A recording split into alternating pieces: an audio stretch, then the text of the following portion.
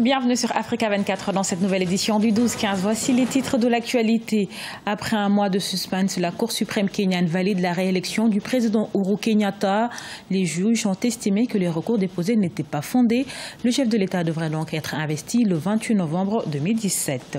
Ouvert le 17 novembre, le Salon international de l'agriculture et des ressources animales se poursuit à Abidjan en Côte d'Ivoire. Occasion pour l'Institut national de formation agricole de présenter les diplômes qu'elle propose. Et au Sénégal, le marché du faux médicament est estimé à plus de 12 milliards de francs CFA par an. Afin de lutter contre ce phénomène, les acteurs du secteur de la pharmacie plaident pour la criminalisation de ce trafic.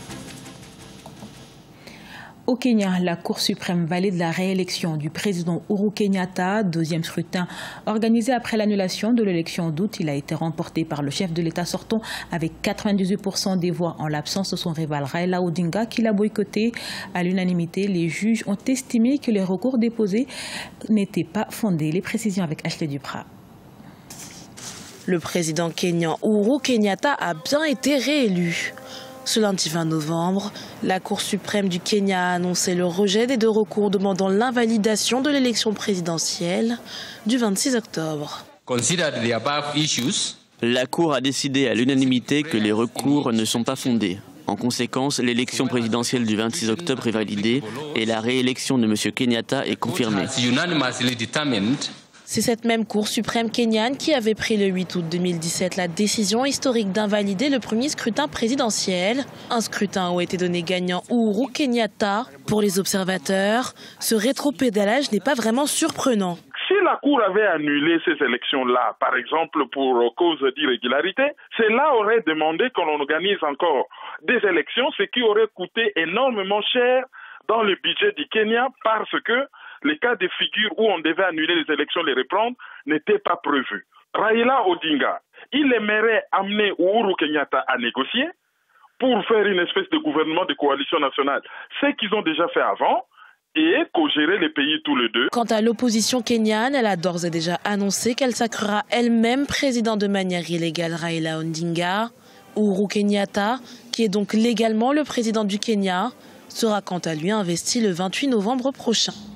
La mobilisation contre le trafic de migrants en Libye ne faiblit pas. En réaction à une vidéo montrant des migrants vendus aux enchères, des rassemblements se sont organisés un peu partout dans le monde. C'est le cas au Mali où un sit-in a eu lieu ce samedi devant l'ambassade de la Libye à Bamako, la capitale. Précision de notre correspondant Mokhtar Bari. Depuis quelques jours, des vidéos de migrants subsahariens vendus comme des bêtes de somme ont fait le tour des réseaux sociaux. Ces images ont suscité des vagues de réactions de plusieurs personnalités africaines connues. C'est pour dénoncer et condamner ces pratiques que l'association malienne des expulsés, le mouvement Trop c'est trop, et l'artiste Tikenja Fakoli ont décidé d'organiser un sit-in devant l'ambassade de la Libye au Mali. Face à la situation d'état d'urgence qui prévaut au Mali, les autorités du district de Bamako ont opposé un refus. Ce qui ne décourage pas les organisateurs qui ont transformé le sit-in en point de presse. Quand j'ai vu ces images sur les réseaux sociaux, j'ai été choqué, je veux dire. J'ai été choqué parce que j'étais loin d'imaginer que nos frères étaient traités de cette manière-là. J'étais loin d'imaginer qu'en 2017, que l'esclavage existait encore. Voilà, que l'esclavage existait encore. Et donc j'ai été choqué en voyant ces images-là. C'est quelque chose d'inacceptable et c'est pourquoi nous avons organisé cette conférence de presse après le refus du gouvernorat de Bamako par rapport à l'autorisation d'une manifestation devant l'ambassade de la Libye. Plusieurs Maliens tentent la traversée de la Méditerranée en passant par les pays nord-africains tels que la Libye.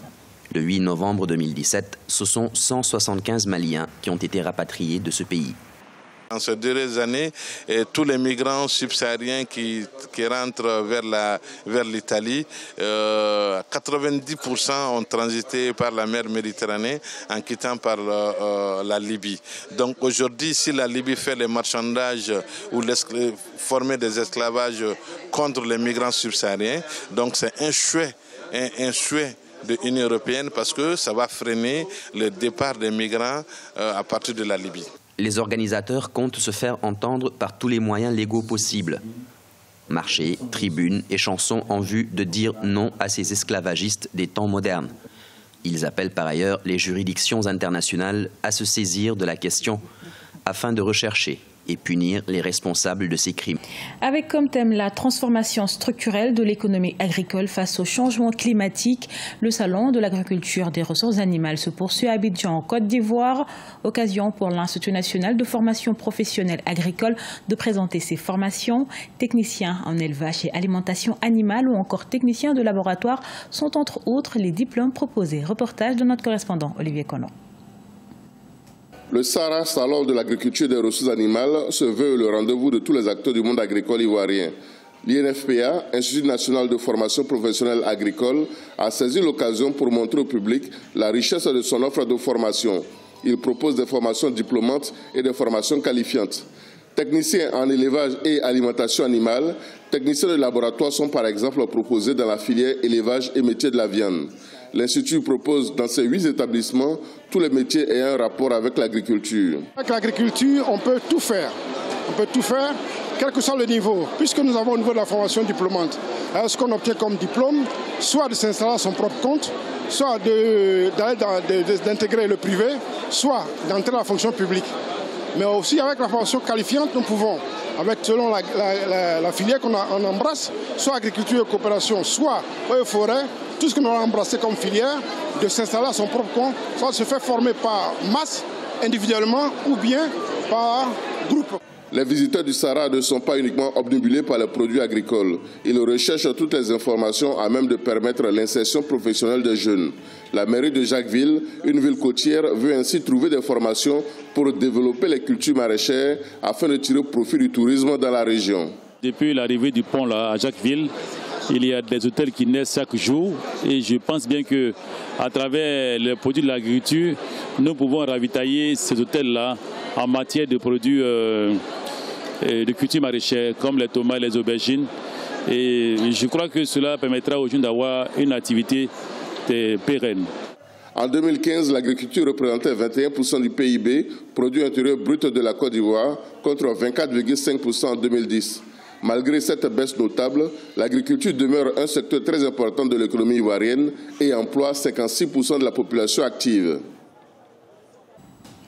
Principale fête religieuse au Sénégal, la célébration du Magal de Touba est l'occasion idéale pour les trafiquants de faux médicaments. Pour cette édition 2017, 1,3 milliard de francs CFA de produits et de médicaments contrefaits ont été saisis par les autorités. Un phénomène qui inquiète les acteurs. Ces derniers plaident pour la criminalisation de ce trafic. Reportage de notre correspondant Elhadji Ndiaye.